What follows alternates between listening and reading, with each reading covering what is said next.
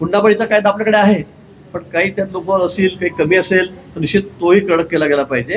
कारण मुली सगळ्यांचं, आता मला सुद्धा 2 मुली आहेत, ते सगळं बघून, ते फोटो बघून तर माझ्या अंगावर काटा आला. म्हणजे माझ्या डोळ्यात पाणी आलं की बापरे, अशा पद्धतीने जर पद्धतीने पुढे वागत असेल तर सगळ्यांना मुली आहेत, हगवणे आहेत, त्यांची सुद्धा स्वतःची मुलगी आहे, मग मुलीची लाड करायचे आणि सुनेला अशा पद्धतीने मारहाण करायची, तिचा बळीच घ्यायचा, मला वाटतं हे अतिशय अयोग्य आहे. अतिशय क्रूर पद्धतीने ते वागलेले आहेत. मला वाटतं सगळ्या केसांची त्यांना फाशीच झाली पाहिजे, त्यांना देहदंडाशिवाय दुसरी शिक्षा नाही. कारण 22 वर्षाची आमची वैष्णवी कन्या, आमची मुलगी, त्या अशा पद्धतीने अमानुष पद्धतीने तिला मारठोक केली जाते. तिला मारलेल्या अंगावरचे वळ पाहिले की आपलं बघवत नाही आपल्याकडून, अशा पद्धतीने क्रूर पद्धतीला मारण्यात आलेलं आहे, छळ करण्यात आलेला आहे.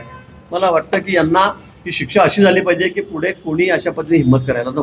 भाऊ, वैष्णवीचा मृत्यू झाल्यानंतर तब्बल 7 दिवस हगवणी सापडत नव्हते आणि ज्यावेळी पोलिसांना सापडले त्याच्या अगोदर मटण खाल्ल्याचं त्यांनी दिसते. सीसीटीव्ही फुटेज देखील आलेले आहेत. त्यांना कुठलंच भय नाहीये. नेमकं एवढं भय नसण्याचं कारण काय? राजकीय ताकद त्यांच्या पाठीमागे आहे म्हणून की नेमकं काय? मी सांगतो ही विकृती आहे.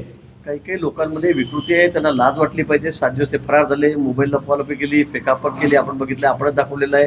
नंतर ते 7 दिवस सापडले नाही आणि त्या काळामध्ये सुद्धा ते मटण खातायत, काय काय खातायत आणि ज्याच्यापेक्षा वर कहर की त्यांना जेव्हा कोर्टात दिलं तेव्हा आपणच मीडियाने विचारलं की तुम्हाला काही पश्चाताप आहे का, की तुम्हाला काही त्या गोष्टीबद्दल काही आहे का, तुम्हाला थोडीफार लाज शरम, तर त्यांनी नाही म्हणून मान हलवली. म्हणजे यापेक्षा मला वाटतं काय बोलावं या माणसाबद्दल, याला तर आता मी बोलू शकत नाही, आमच्यावर काही बंधनं आहेत, पण खरंच अशा माणसाबद्दल काय करावं, काय बोलावं हेही समजत नाही.